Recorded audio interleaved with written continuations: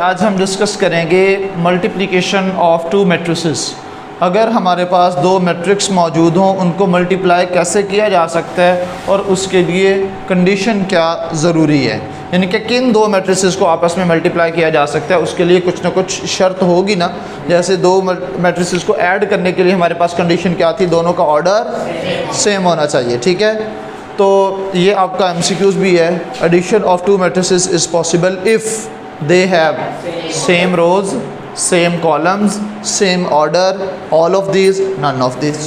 ठीक है ना, या कुछ और भी ऑप्शंस बनाए जा सकते हैं। ठीक है, तो आपका क्या आंसर होगा, if they have same order. ठीक है, if they have same order. ठीक है, इसी तरह मल्टीप्लिकेशन के लिए भी आपके पास कोई ना कोई कंडीशन होना ज़रूरी है कि किन दो मैट्रिसेस को आपस में मल्टीप्लाई किया जा सकता है। क्या दुनिया के हर मैट्रिक्स को जो है वो आपस में मल्टीप्लाई कर सकते हैं? नहीं, कुछ कंडीशंस हैं, उन कंडीशंस पर अगर कोई मैट्रिक पूरा उतरेगा तो हम कहेंगे कि वो मैट्रिक जो है वो मल्टीप्लाई किया जा सकता है किसी दूसरे मैट्रिक के साथ। Let's suppose we have two matrices A and B, let A and B B two matrices. अगर हमारे पास A और B दो मैट्रिक्स गिवन है, A क्रॉस B या A into B is possible if, ठीक है, ये शर्त आपने याद रखनी है, A B जो है वो या A इंटू B जो है वो पॉसिबल होगा अगर number of columns of A, यानी कि फर्स्ट मैट्रिक के जो कॉलम्स हैं उसकी तादाद सेकंड मैट्रिक की रोज़ की तादाद के बराबर हो तो आप उसको मल्टीप्लाई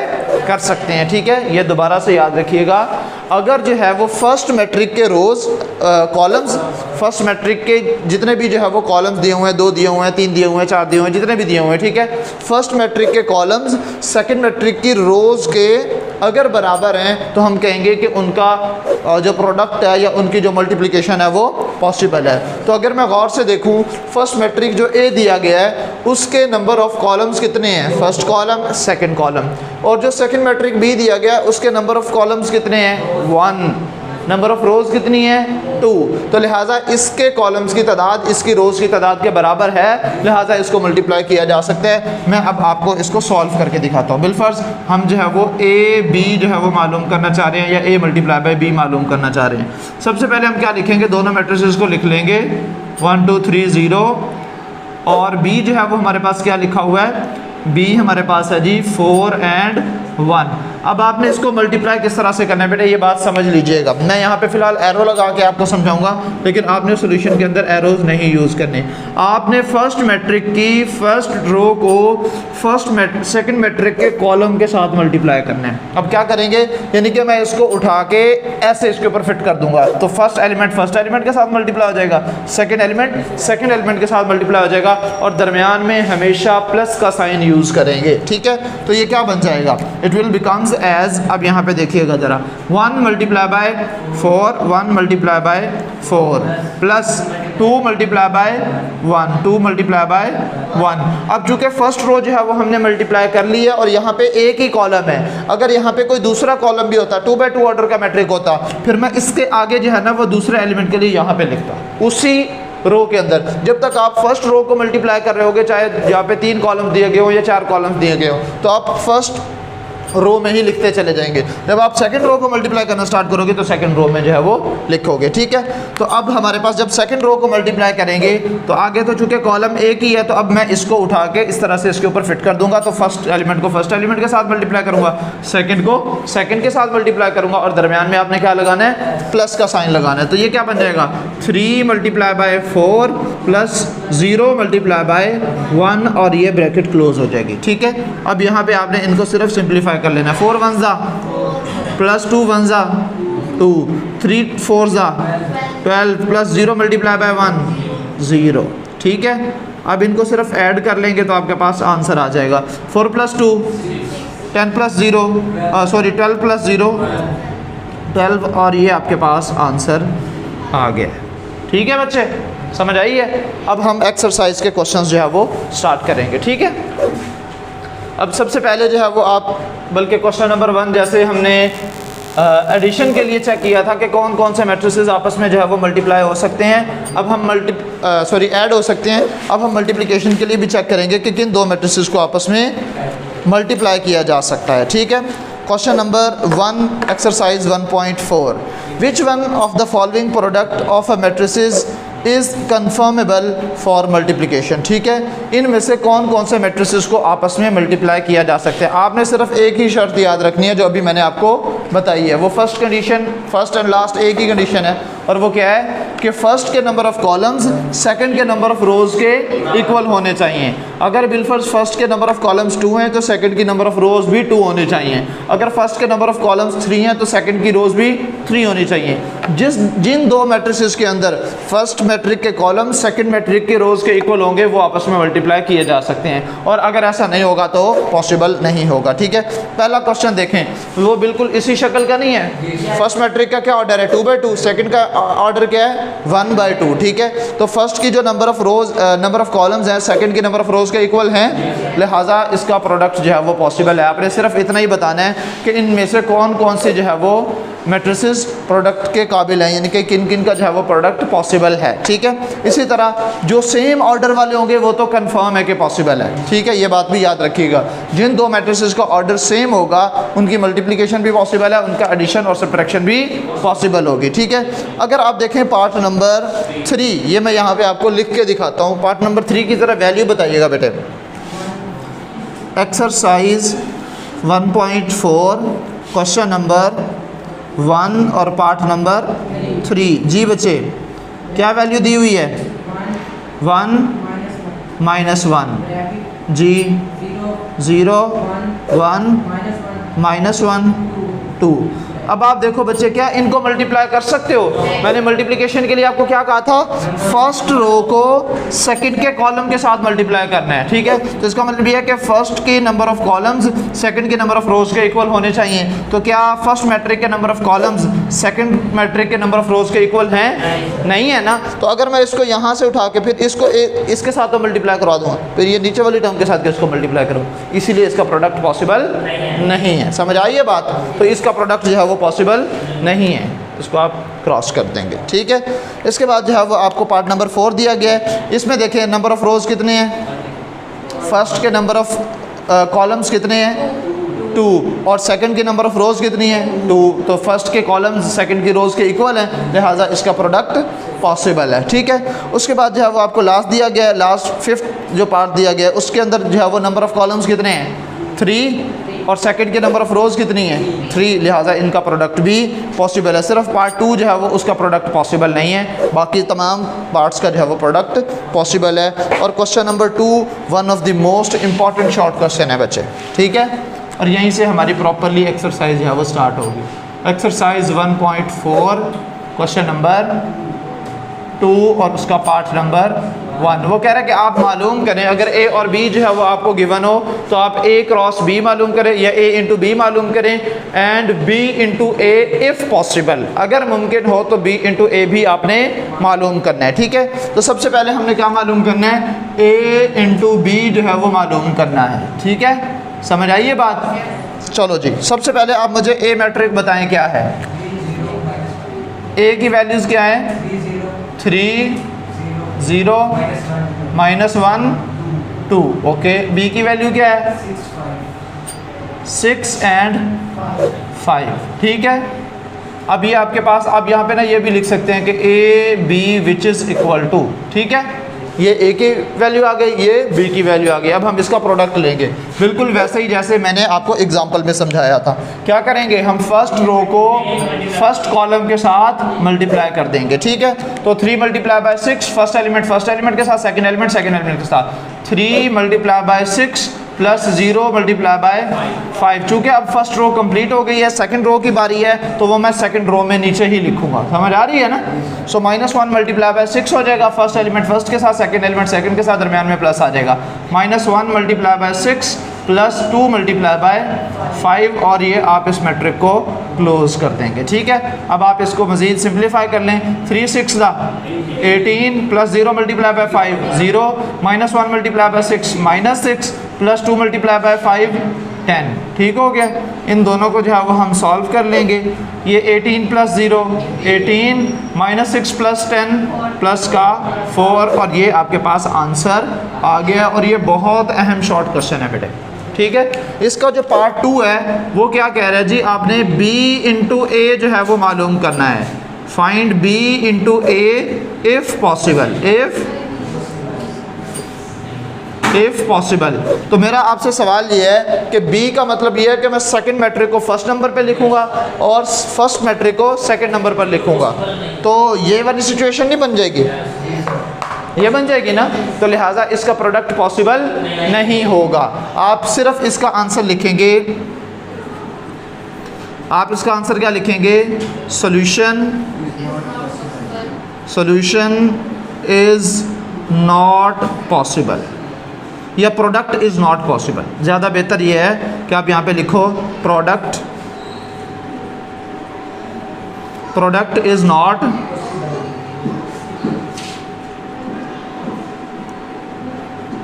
ठीक हो गया बच्चे, प्रोडक्ट इज नॉट पॉसिबल। अगर आप इसकी वजह भी बताना चाहो तो और भी बेहतर है कि because number of columns of first matrix is not equal to number of rows of second matrix. ठीक है, ना भी लिखो तो भी ठीक है, लेकिन अगर आप लिख दो तो बहुत ही अच्छी बात है। ठीक है, चलें जी। उसके बाद है question number 3, find the product of the following. ठीक है, अब जो गिवन मैट्रिसेस हैं इनके आपने प्रोडक्ट्स जो है वो फाइंड करने हैं। ये छोटे छोटे आप खुद ही कर लेंगे, मैं आपको पार्ट नंबर 5 करवा दूंगा। ठीक है, कि बाकी सारे आप निक्के निक्के हैं खुद कर लेंगे। ठीक है, चुन्ने मुन्ने से हैं, ये आप खुद कर लीजिएगा। मैं आपको क्वेश्चन 3 का पार्ट नंबर 5 करवा देता हूँ, जो थोड़ा सा लेंथी सा है।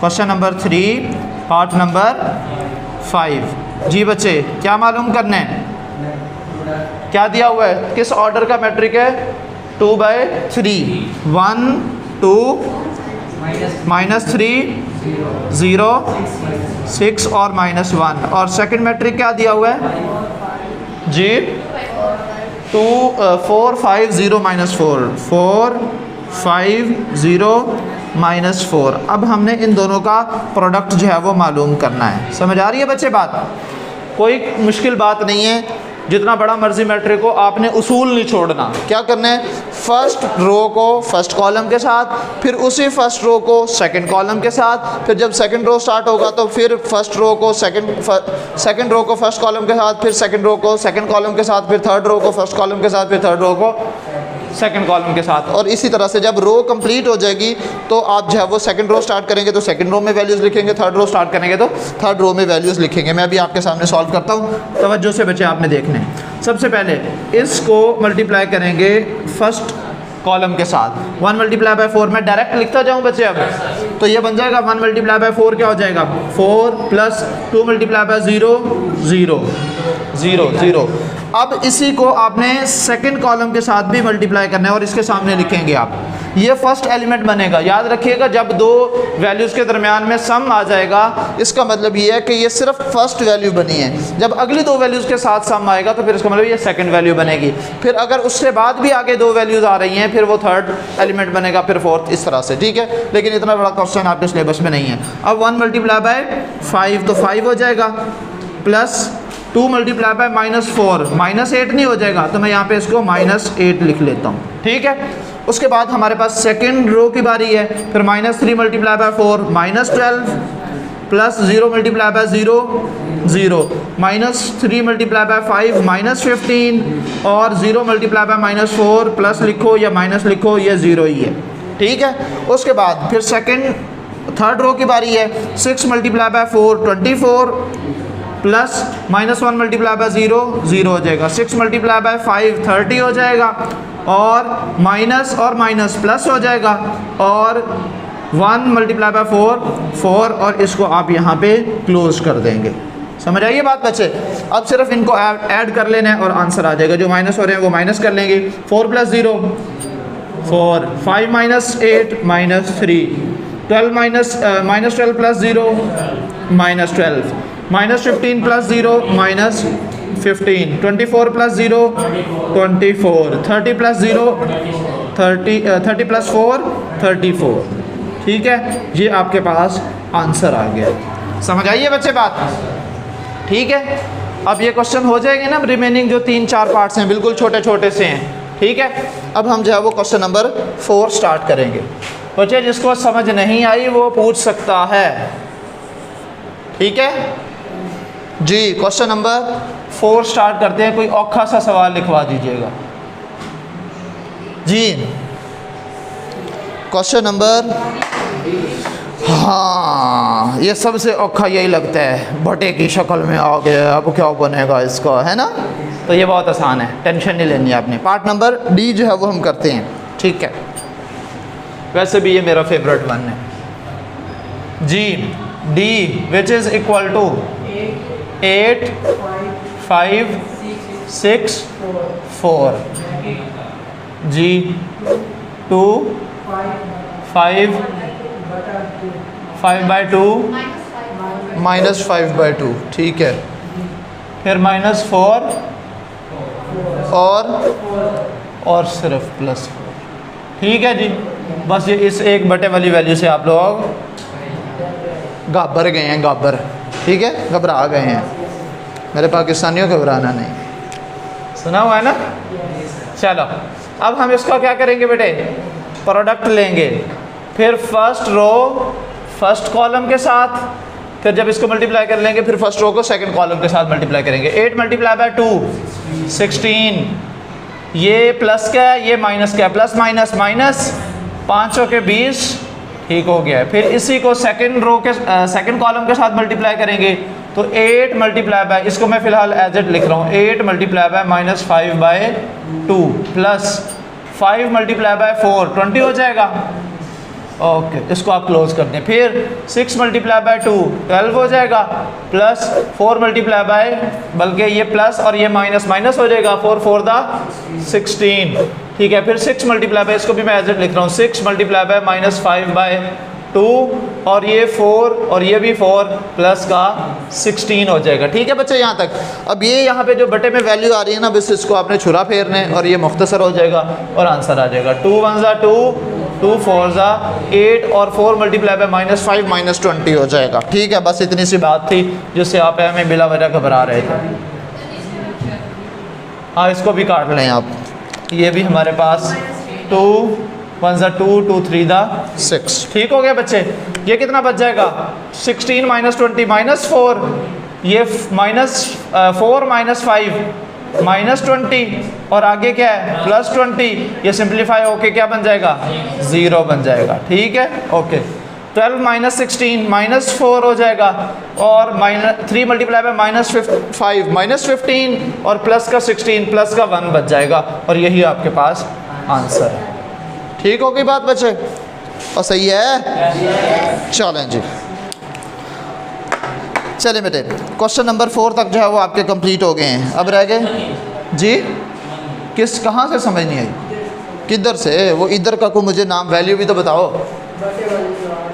ये जो लिखा है यही समझ नहीं आया, जो काटा है वो समझ नहीं आया, कार समझ। देखो यहाँ पे था क्या था हमारे पास, 8 × -5/2, 2 1 2 2 4 8, यहाँ पे क्या बच गया 4, यहाँ से क्या बच गया 4, मल्टीप्लाई बाय यहाँ पे क्या था -5, ओके, और ये साथ में क्या था +20, +4 -5 प्लस माइनस माइनस 4 5 20 और +20, 0 नहीं बच जाएगा, हो गया ये क्लियर।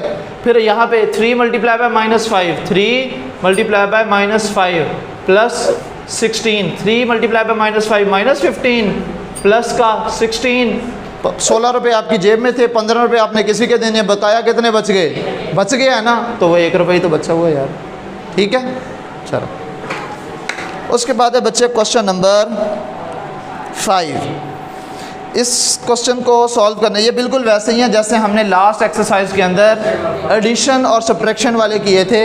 अब हमारे पास जो ही हैं, जैसे हमने कॉम्यूटेटिव लॉ अंडर एडिशन पढ़ा था ना, इसी तरह से अब कॉम्यूटेटिव लॉ अंडर मल्टीप्लिकेशन भी आएगा। देखो ये पहले मैं आपको कॉम्यूटेटिव लॉ समझा देता हूँ, ठीक है। पहले आप ये समझिएगा बेटे, commutative law under multiplication, under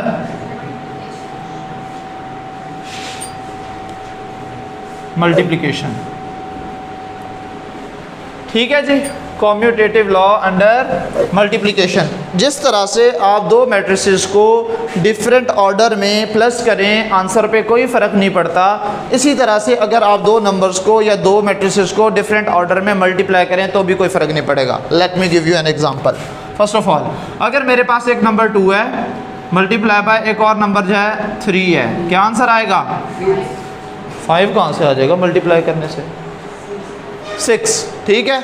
और अगर मैं ये कर लूँ 3 पहले लिख लूँ 2 बाद में लिख लूँ 6 3 2 दा, तो आंसर पे तो कोई फ़र्क नहीं पड़ा, हालांकि हमने पोजीशंस चेंज कर दी हैं। बिल्कुल इसी तरह से अगर मेरे पास जो है वो दो मैट्रिसेस ए और बी हों, बिलफर्ज मेरे पास जो है वो एक मैट्रिक ए है और दूसरा मैट्रिक बी है, अगर मैं ए इंटू बी जो है वो मालूम करूं या बी इंटू ए मालूम करूं, तो ये दोनों क्या होंगे?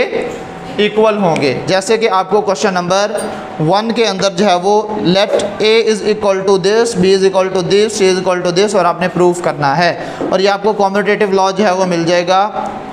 अच्छा एक बात और, ये लाजमी नहीं है बेटे ये पॉसिबल हो, ये लाजमी नहीं है कि ये पॉसिबल हो, ठीक है। उसमें जो है वो नंबर्स के केस में तो ये पॉसिबल होता है, लेकिन ये मैट्रिसेस के केस के अंदर जो है वो कंपलसरी नहीं है कि ये पॉसिबल होगा, हो भी सकता है और नहीं भी हो सकता। तो लेकिन आपने ये याद रखना है, पेज नंबर जो है वो निकालें आप 18, commutative law of multiplication of matrices, ठीक है। Consider two matrices A and B, then A is equal to, आपके पास आंसर क्या आया? 0 -2 2 एंड -6, और बी ए का जो आंसर आया वो आया 0 1 -4 और -6, ठीक है।